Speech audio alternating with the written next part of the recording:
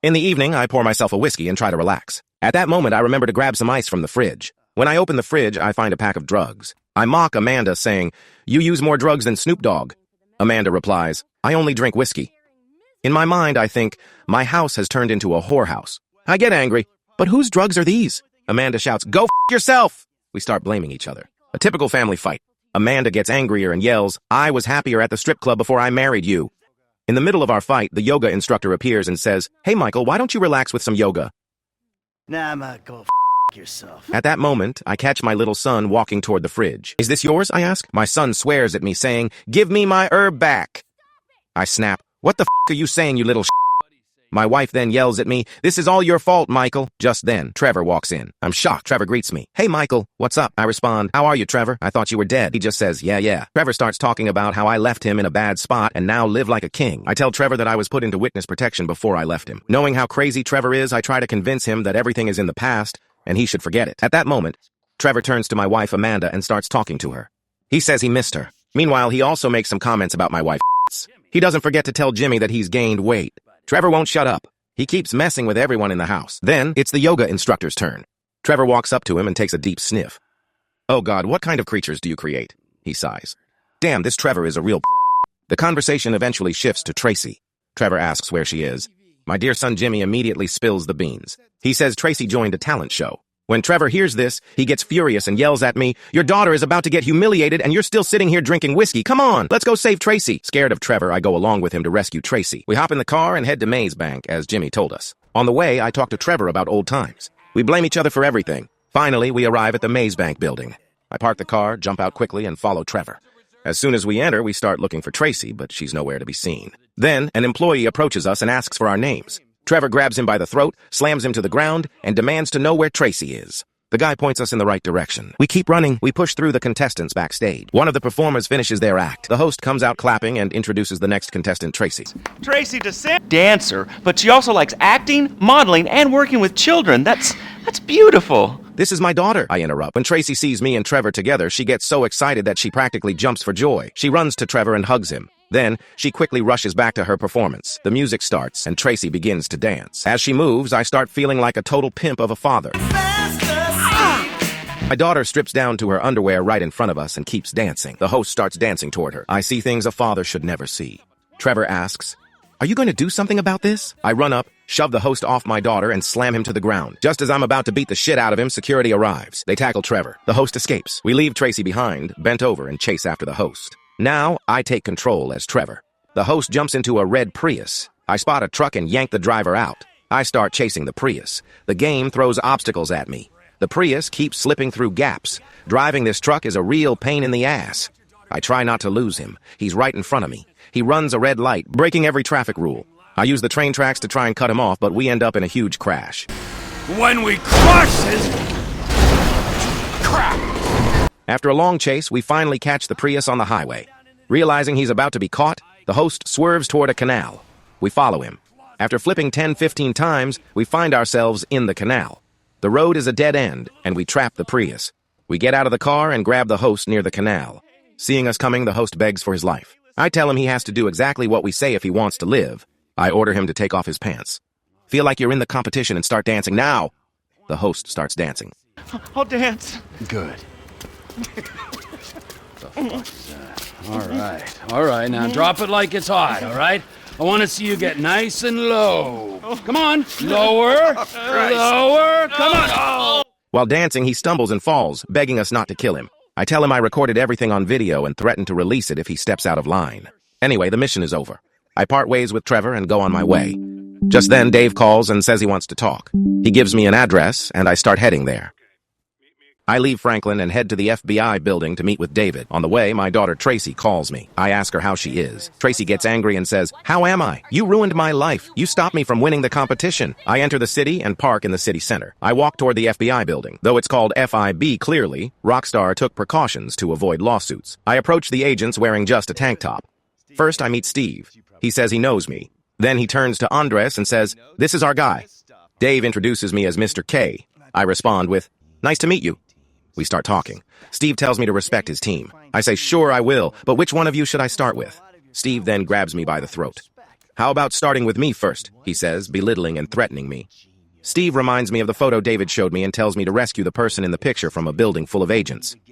You're my now, he adds. What kind of joke is this? This mission is very important to Steve, and he makes that clear. Then he says, now get the hell out. I take Dave and leave. As I walk away, a message appears on the screen. Take Dave's car. I immediately hop in and drive toward the meeting point. On the way, Dave gives me the names of the people I need to call. First, I have to call Franklin. I call him right away and explain the situation. Franklin agrees to join the team.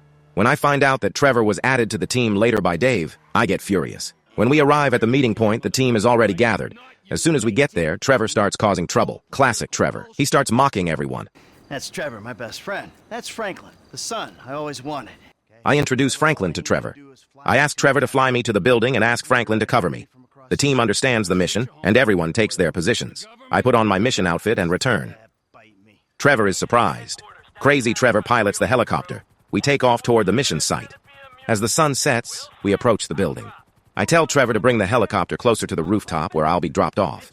He keeps the helicopter steady above the building. I grab the rope and start rappelling down. To avoid suspicion, I shout, "Window cleaner coming through!" Meanwhile, the agents are already torturing the man we're here to rescue. The female agent yells, "If you don't talk, I'll shove this up your E!" They break all of his fingers and then try to break his arm.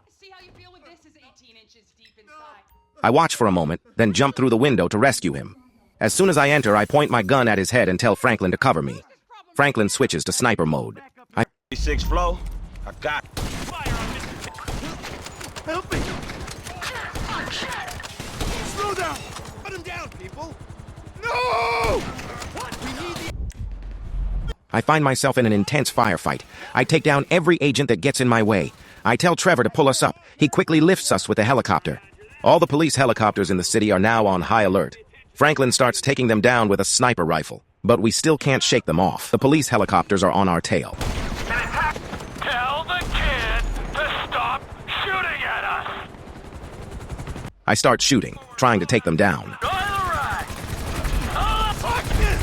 What the fuck? Eventually, I eliminate all the chasing helicopters, but our own helicopter has taken damage. We head to meet David's men to deliver the package. As soon as we land, the agents arrive to take the package. They put a sack over the rescued man's head, neatly wrap him up, and shove him into a car. The mission is complete. Trevor seems satisfied. He even says he likes Franklin. At first he didn't, but now he admits he's a good kid. Trevor gets in his helicopter and flies away. I head back home. After rescuing the guy Trevor and Michael talked about, according to Dave, I head back home. On the way, don't pick that one car, it's way too slow. Anyway, I park the car, get out, and go to sleep. The next morning, I wake up still feeling the exhaustion from yesterday. So I decide to watch a movie to relax. In the movie, someone gets killed and falls down a cliff. Just then, my wife walks in and starts yelling at me for smoking. "I told you not to smoke in the house," she says. Scared of her reaction, I decide to quit my bad habits. I turn off the TV immediately. Amanda warns me to keep Trevor away from the house. Right then, our sleazy yoga instructor walks in. Amanda and I keep arguing in the middle of the living room. She tells the yoga guy I have anger issues. The instructor tries to calm us both down and invites us outside. We step into the yard, and he starts showing me some yoga moves to control my anger. At first, I watch him carefully to learn how the moves are done properly. Then, I try to follow along. I attempt the harder moves too. Whatever Amanda and the instructor do, I copy. It becomes a challenge. I say to myself, I'll do whatever they do. I'm not scared. Then comes the most difficult pose. The instructor positions Amanda in a downward pose right in front of me, and I lose it. Back into my pelvis. Back. Back. Yes, there you It looks like he's trying something inappropriate with my wife, and I snap. I jump on him, and in the fight, I end up falling into the pool. Yoga is the answer, Mikhail. But what is the question? Why am I such a moron? We are leaving, and we are never coming back! Good! Soaking wet and furious, I get out of the water, head back into the house, and call for my son, Jimmy. I go upstairs and enter his room. Jimmy invites me for a drink and says he wants to see his friends too. We head out together. As always, we start arguing in the car. Jimmy blames me for everything. He says there's a monster inside me and that every time we argue, I let it out. He tells me he hates me and calls me a fake father. We arrive at the place where Jimmy's friend works. He's waiting outside. I don't trust this guy. He's holding a bag of drugs. Jimmy shakes hands with him and takes the drugs. The guy then tries to make small talk with me. He tells Jimmy, "You've got a good dad." I hold back my reaction and just say, "Come on, Jimmy, let's go." As we're leaving, Jimmy asks the guy to bring him something. The guy runs and gets it. We get back into the car and start heading home. On the way, Jimmy looks at me and says, "Why don't you drink soda, Dad?" I trust him and take a few big gulps. Suddenly, I start feeling strange. I try my best to keep control of the car, but we crash. Jimmy confesses he drugged my drink. He says he hates me and throws me out of the car. I collapse in the middle of the road. I start losing consciousness. I feel like someone is dragging me. When I open my eyes, I have no idea where I am. There's a monkey above my head. I stand up and see monkeys dancing around me. Suddenly, I fall to the ground again. Lights come on. It feels like I'm about to go on stage. Then I start flying. Boom! Aliens abduct me. I find myself inside a spaceship. The aliens start doing strange things to me. Then, they throw me out. I start flying above Los Santos. It's actually kind of fun. But now I'm falling fast. I crash headfirst onto the highway and black out. When I open my eyes, I'm lying completely naked in the grass. What the hell am I doing here? I say and start walking, though I can't control myself. It's the first time I've ever experienced something like this. I spot a bike nearby and decide to take it. I need to get home. I hop on and ride straight there. As soon as I get home, I walk in and call for Amanda. But she's gone. She left me because of the drugs. My son doesn't know what really happened. He blames me for everything again, and that's how it ends.